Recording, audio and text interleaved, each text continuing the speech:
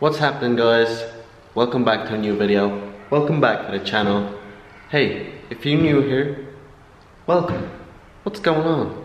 I do anything from random car videos, reviews, DIYs, random car vlogs. Welcome to the channel, motherfucker. As you can tell from the title of this video, I'm gonna be doing a 1-year ownership review of this car. It's my last day in Poland and I won't be seeing this car for a while, so I thought this would be the perfect time to do this video today. So let's get to it. So that's her. For those who don't know and for those who are new here, this is my 2007 E92 335. You guys happy with that pronunciation?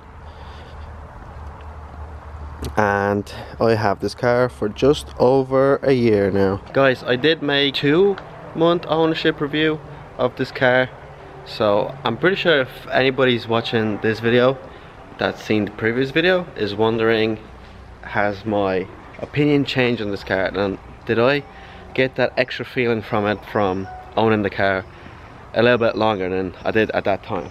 So quick answer, yes.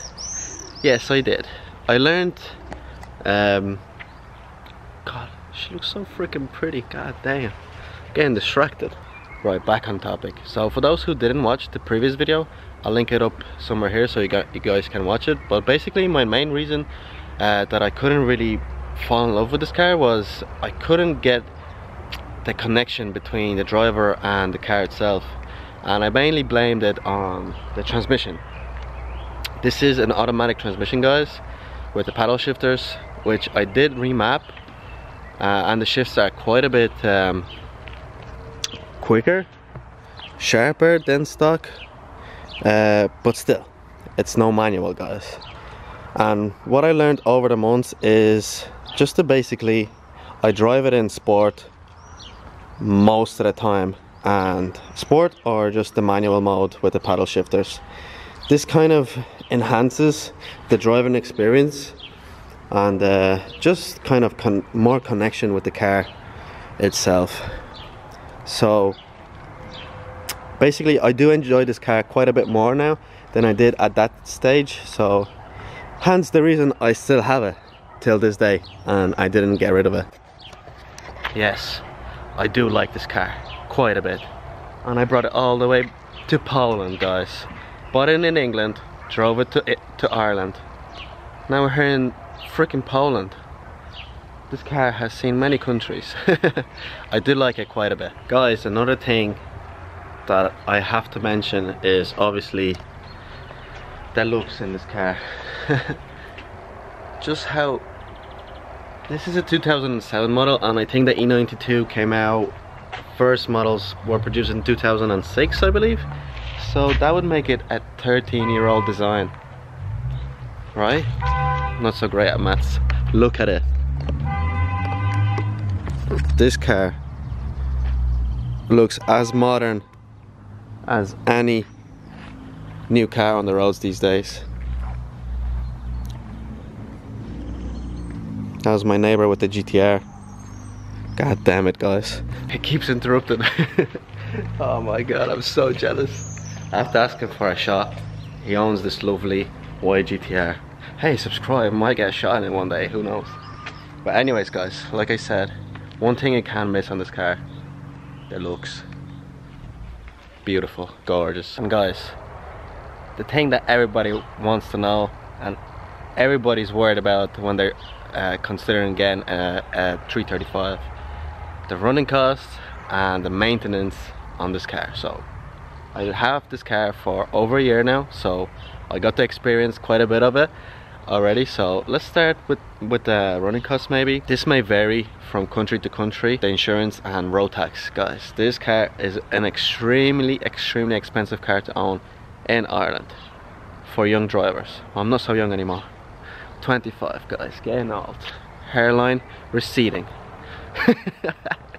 Anyways, I paid, this car costs around €3,500 per year to insure for me.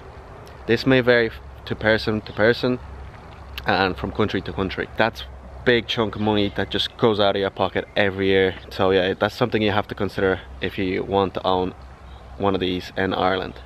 But thankfully I'm not in Ireland anymore, guys. I paid 70 zloty for 1 month here in Poland, which translates to about 15 euro per month. So that varies country to country, I guess. The other thing, road tax, that varies from country to country as well.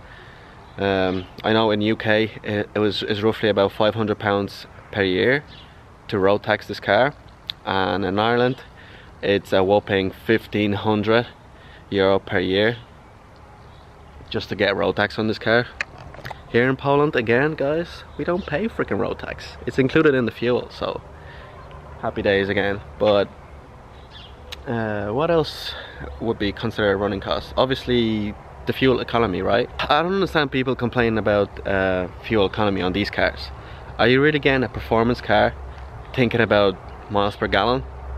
I mean, if you are, there's an alternative to this car in diesel, the 335D, which my friend John owns, and I did make a video with him, and it's a super awesome car, and it's like no other diesel car. It doesn't sound rattly, it's pretty powerful too. So I do average on town around 16 miles per gallon in here, so that's roughly about, guys help me out in the comments below, 15 liters per 100, 16 maybe. But anyways, around town this car is horrible. It does about, I don't know, maybe 300 miles per full tank around in town. Motorway, it's not so bad, around 30 miles per gallon roughly. So that's it. If that's what you care about, these are the stats on me. This is an automatic transmission and might vary to the manual. So that's that. Right, boys, so the main event of the evening, the maintenance on this car.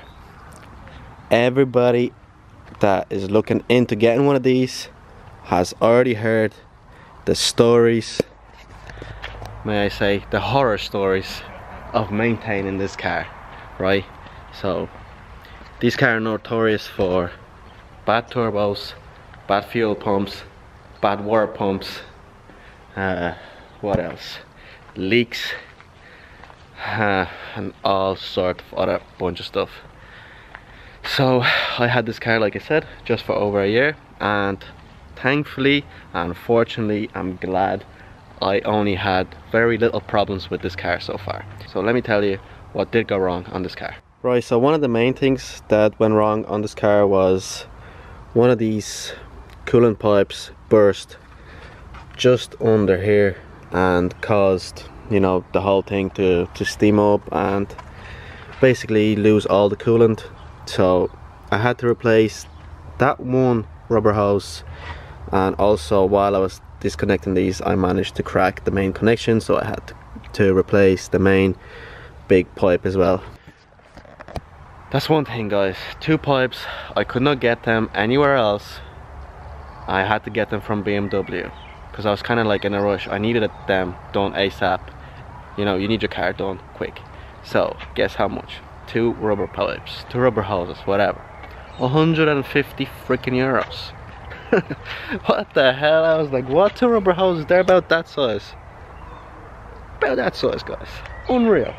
Thankfully it wasn't a hard DIY, just basically disconnect them, replace them, and that was it. So, but if you guys watched my previous video, I said this car still has some issues. I still have a leak somewhere. I am not sure where. I've been tracking it down, and I'm hoping it's one of the rubber pipes beside the water pump that's there. As you can see, there's some like marks from the coolant there from like steaming up and stuff like that.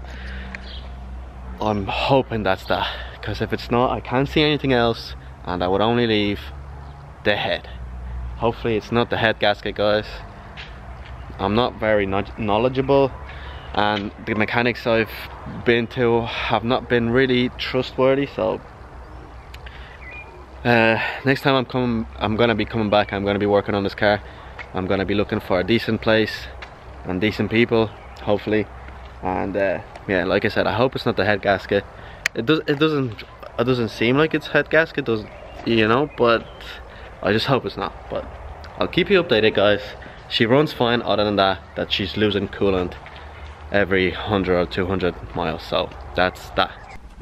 Second, and I think the last thing that went wrong on my car is the blower itself. One of the resistors went out and there was no air coming out at all, but luckily that was under warranty from BMW, so that just got replaced for free. But I imagine if it wasn't, it would have been a big bill. So, and I heard that's quite a common issue on these as well. So yeah, that went bad on mine. Hopefully, I mean, luckily the turbos on mine are still going. I've been kind of beating on them for heavily recently, but I'll be looking to replacing them for better ones, because I want to kind of like push this car a little bit more, because obviously this car can handle quite a bit more power. So the last thing I'm probably going to mention about the maintenance issues, well, it's not an issue really. I guess with any sports car that would be something you have to consider, is the wear on the tires, guys. Every couple of months, replace. I need to do tracking as well, check. I did do that quite a bit ago, but just making sure that it's not that, but it does go through sets of tires like it's nothing. So that's one thing you have to keep in mind as well, I guess, if you're looking into maintenance and running costs into these. So luckily, guys, that's all that I have done on this car so far, and that's all that's kind of went bad on it. Oh god, sorry. Fucking hell. Stop. Right. Need to leave my phone locked away somewhere. Guys, one thing, I know a lot of people are scared with the cost in these cars. It's really not that bad. It all depends on the example that you're gonna get. Research and check the car thoroughly. Is that the right word? Check it good. Check it fucking real good, guys. This is about the 5th car I looked, the 5th car I test drove, and that's the car I decided to buy. People choose the cheapest one and they just go because that's the one they can afford, and then they run into issues with like bad turbos, injectors, and all the stuff that I mentioned before, guys. Do your research, make sure there's some history of the car, that some work has been done, the owner has taken care of it. But that's it, guys. I love this car. Not as much as I loved my E46, but that's another story, guys. That's it.